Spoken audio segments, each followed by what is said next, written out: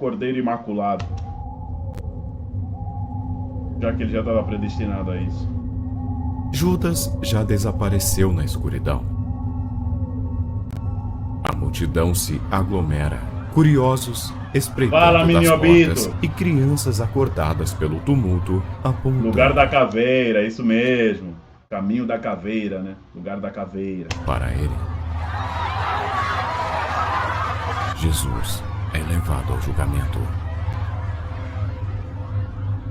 Eles já haviam decidido sua morte antes mesmo do julgamento começar.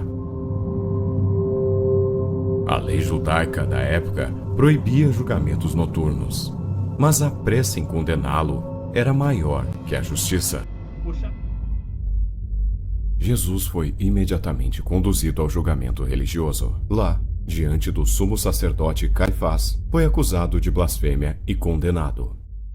Um dos guardas fechou o punho e o socou no maxilar, fazendo sua cabeça girar com violência. Outros se aproximaram e o esbofetaram com as palmas abertas repetidamente, até sua pele inchar e arder. Cusparadas começaram a cair sobre o seu rosto ensanguentado, escorrendo entre os cabelos. Enquanto zombavam dele como se fosse um animal, permaneceu em silêncio.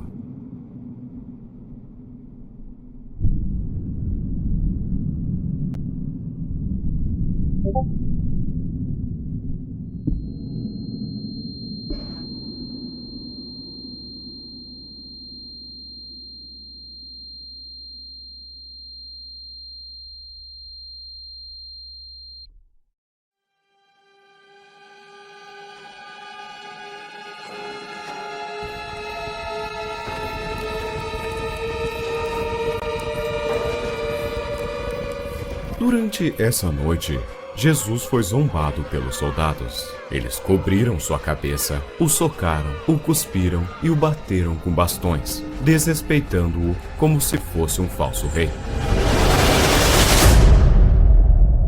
A agonia de Jesus estava só começando.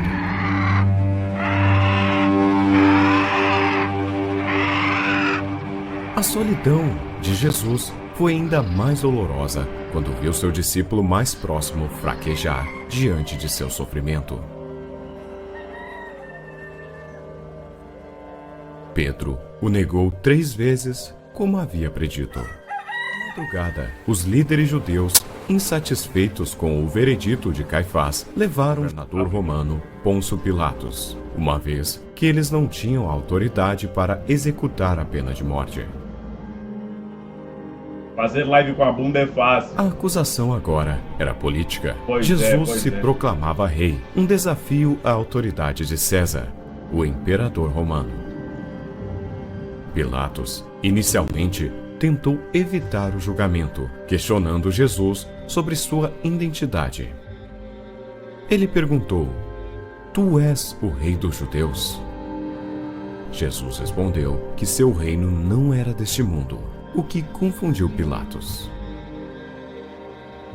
Se o meu reino fosse deste mundo, meus seguidores teriam lutado para que eu não fosse preso. Pilatos não encontrou nenhuma culpa em Jesus e tentou livrá-lo de qualquer forma. Primeiro, ofereceu libertar Jesus como parte da tradição de Páscoa, permitindo que o povo escolhesse entre Jesus e Barrabás, um criminoso.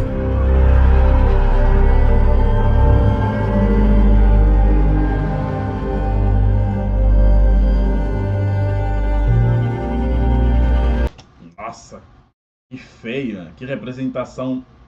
Olha a representação aqui dessa merda aqui. Esse aqui é Satanás, com certeza, esse filho da puta. Quando a multidão escolheu Barrabás, Pilatos lavou suas mãos, simbolizando que não se responsabilizava pela morte de Jesus. Escolheram Barrabás ao invés de Ele Jesus. o entregou Complicado. para ser açoitado e crucificado.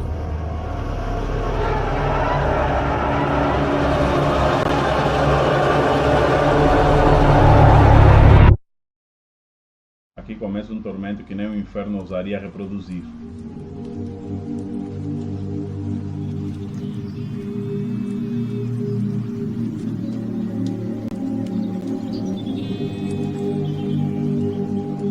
Relaxa, africano. A flagelação Ninguém de odeia o Jesus, fraco. Ninguém chuta a cadela morta. Vai tomar. antes da crucificação, foi um processo incrivelmente doloroso e humilhante. Para entender melhor o que ele passou, é útil examinar o estudo do Dr. C. Truman, que descreveu os efeitos fisiológicos da flagelação romana em seu artigo dos anos 60. Ele descreve de forma gráfica os impactos dessa tortura brutal, ajudando a entender o sofrimento físico e psicológico que Jesus enfrentou durante sua crucificação. O flagrum era um chicote romano composto por várias tiras de couro, e em cada uma dessas tiras haviam fragmentos de metal, ossos ou outros objetos afiados, projetados para rasgar profundamente a pele do prisioneiro. Quando o prisioneiro era chicoteado, as tiras do chicote não apenas batiam contra a pele, mas penetravam nela, rasgando-a com uma violência horrível.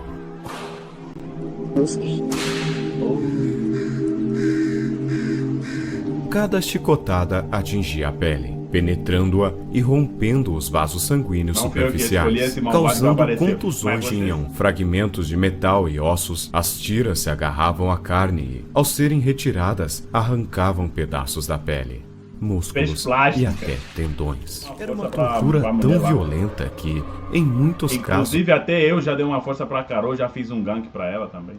O prisioneiro caía em colapso, incapaz de suportar a dor.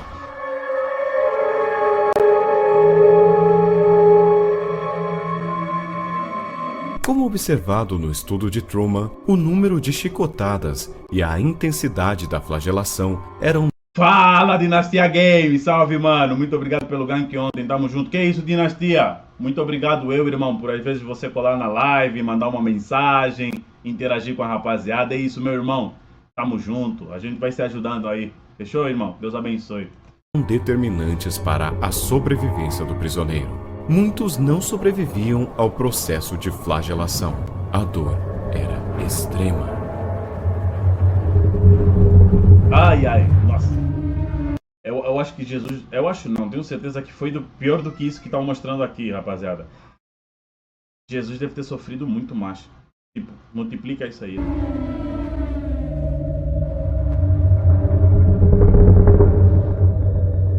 No caso de Jesus, sabemos que ele foi flagelado antes de ser levado à cruz, e a perda de seu sangue e o dano muscular que ele sofreu deixaram-no extremamente. O couro do chicote causavam contusões internas, sangramentos e lacerações profundas. Isso era tão forte que muitas vezes resultava em uma sensação de paralisia temporária.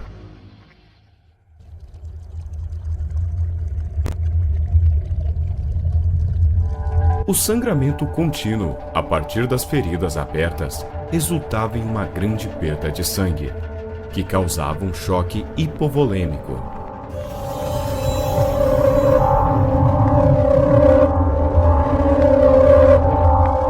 Este é um estado crítico em que o corpo começa a falhar devido à perda de volume sanguíneo, o que pode levar à falência de órgãos vitais e até à morte. Jesus, após a flagelação, estava em risco extremo devido à quantidade de sangue perdido.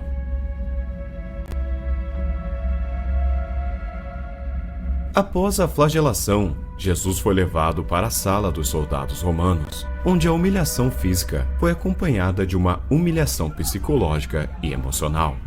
Eles o vestiram com um manto vermelho, simbolizando a realeza, mas de forma zombeteira, para ridicularizar sua alegação de ser rei dos judeus. A coroa de espinhos foi colocada em sua cabeça. Outro ato de escárnio, pois, ao ser pressionada contra sua cabeça, a coroa perfurava ainda mais a pele, causando intenso sofrimento.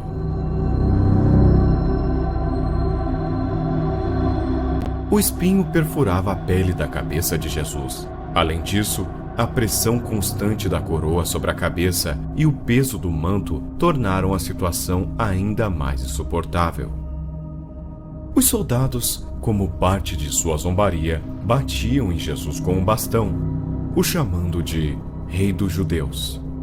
Eles cuspiram nele, o humilharam com escarnos e zombaram dele.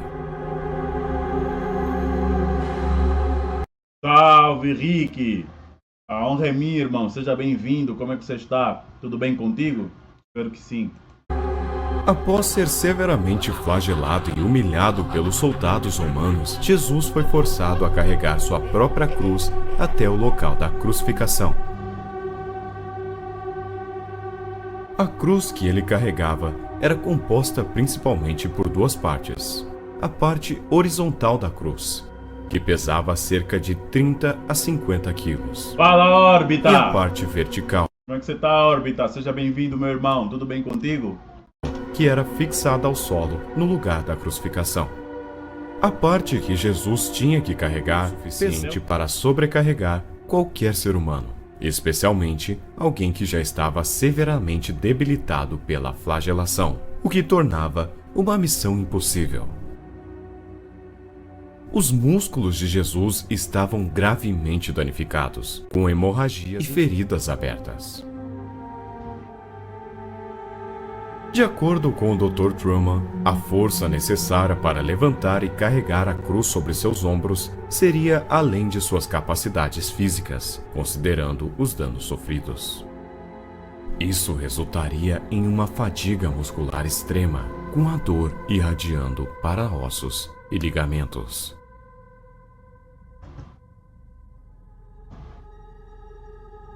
Durante a caminhada, ele estava exposto ao sol implacável da Palestina, aumentando o risco de desidratação. A intensidade da dor física e o calor Não vi nenhuma live esses dias. Oh, caramba. Rapaziada, manda alguma coisa aí pro Peter. Eu já não vou ficar falando aqui na live. Chega, todo mundo perguntando a mesma coisa. Vai lá na live dele, tem corte, deve ter alguma coisa aí. Pede pro Vibe João, rapaziada, tem tudo aí. um sofrimento interminável. Várias vezes sobre o peso.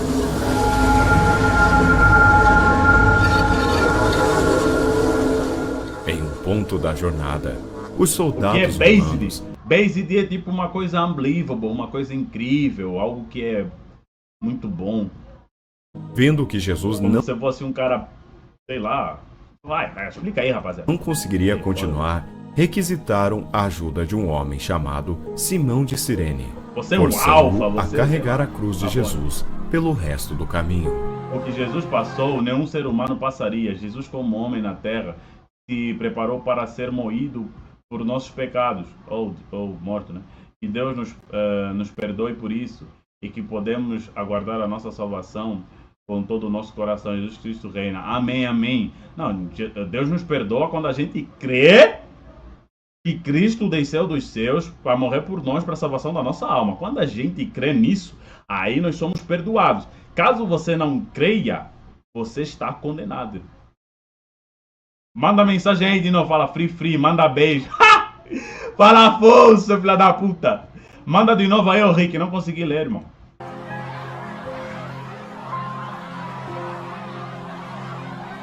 Enquanto Jesus lutava para seguir... Jesus é based? Jesus é extremamente, infinitamente based, irmão. Tipo, não dá pra mensurar o quão based ele é. seu caminho, ele era cercado por uma multidão hostil, composta em sua maioria por pessoas que zombavam e o ridicularizavam. As palavras Rei dos Judeus ainda ecoavam de forma zombeteira, enquanto a multidão Jesus assistia é à sua santo. desgraça. A rejeição por parte Nosso de sua Criador, própria gente era palpável Senhor e Jesus profundamente Cristo. dolorosa. Ele estava sendo tratado como um criminoso e não como o Salvador prometido. Sem fé é impossível agradar a Deus, é verdade. Amém. Ao finalmente chegar no local, Jesus foi posicionado.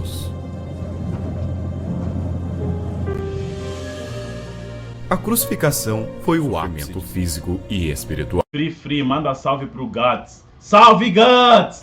Esse processo brutal descrito nos evangelhos e analisado por estudiosos Joga médicos Free como Fire Dr. também. Truman, revela o grau de tortura e sofrimento que Jesus suportou Eu gosto de negresco pelado. Financia aí, Afro. Como assim? durante as 6 horas Negresco em pelado. que esteve na cruz. Podemos mudar para aproximadamente Erome ou Script Chat nas quintas e sextas-feiras. Boa, né? 9 da manhã até 3 horas da tarde. Jesus foi despido de suas roupas na frente de todo mundo e pregado na cruz. Esse ato de despir-se era uma forma de humilhação pública, com o criminoso sendo despojado de sua dignidade e de sua humanidade, sem nenhum direito.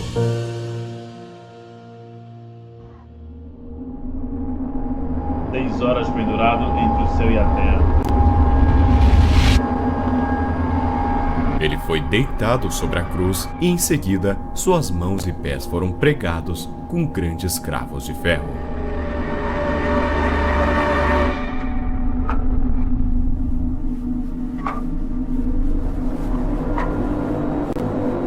As pregações nas mãos e nos pés eram feitas com cravos de cerca de 15 a 20 centímetros de comprimento. Ao serem cravados, os nervos, vasos sanguíneos e tendões nas mãos e pés Essa parte do filme que puxaram o braço dele e deslocaram para poder caber na cruz, irmão. eram severamente danificados. Dr. Truman e outros estudos médicos destacam que o cravo, ao perfurar as mãos, não atingia diretamente o centro da palma, mas a parte inferior do punho, onde os nervos eram mais sensíveis, provocando uma dor extrema que irradiava pelos braços e o corpo. O cravo nos pés perfurava os nervos da parte inferior, fazendo com que cada movimento de Jesus na cruz fosse doloroso.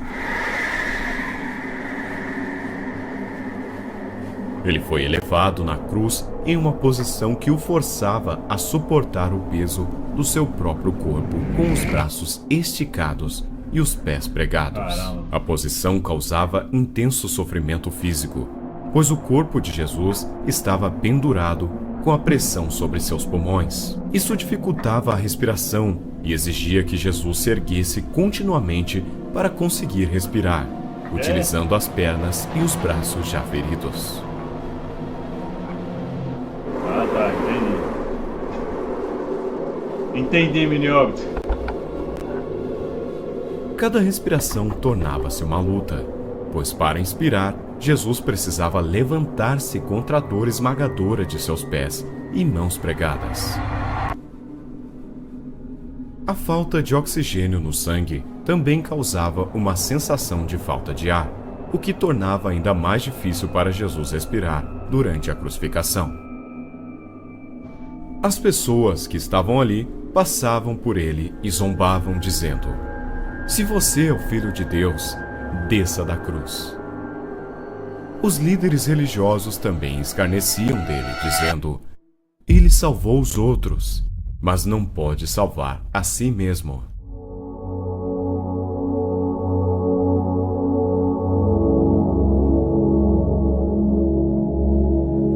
A humilhação pública de Jesus não se limitava à dor física. Ele estava sendo rejeitado por aqueles a quem veio salvar. E essa rejeição era ainda mais dolorosa por ser vivida de forma pública, diante de toda a multidão. Com o passar das horas, a dor de Jesus se intensificava. Ele estava exausto, sem forças, com o corpo em colapso devido à perda de sangue e à dificuldade respiratória. Deus abençoe. Depois de 6 horas de Tu vê o chat da sofrimento, onde? Jesus pronunciou suas últimas palavras. Como assim, Miniobito? Está consumado. Tu vê o chat da onde? Aqui da tela, irmão.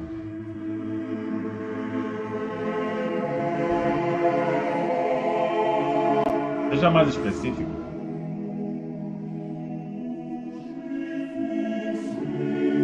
Mas o que tá aparecendo aqui na tela, porra? Você tá maluco, Miniobito? Não, tem uma tela só, a tela que eu tô olhando aqui, assistindo as coisas, só que fica aparecendo na minha tela. Fica aparecendo na minha tela.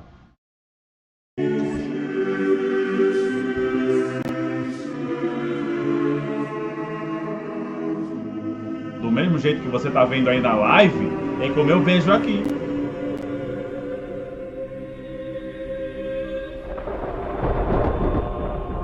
Essas palavras que indicavam o cumprimento de sua missão de redenção foram seguidas por um último suspiro, o que pode ter sido causado pela ruptura do coração ou pelo colapso total do sistema cardiovascular, já que o corpo não suportava mais a dor e o esforço físico.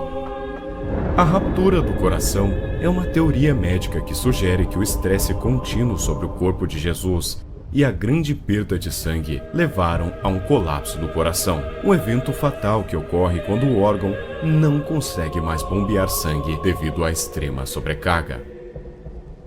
Isso explica o momento em que o soldado romano perfurou seu lado com uma lança e saiu sangue e água, indicando que o coração havia se rompido, liberando líquido pericárdico acumulado ao redor do coração.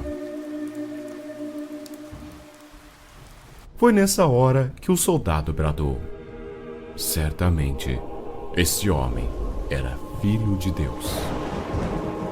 Esses eventos formam um quadro de tortura física e psicológica que não tem paralelo na história. E a Sexta-feira Santa é marcada até os dias de hoje como um dos dias mais sombrios da história da humanidade.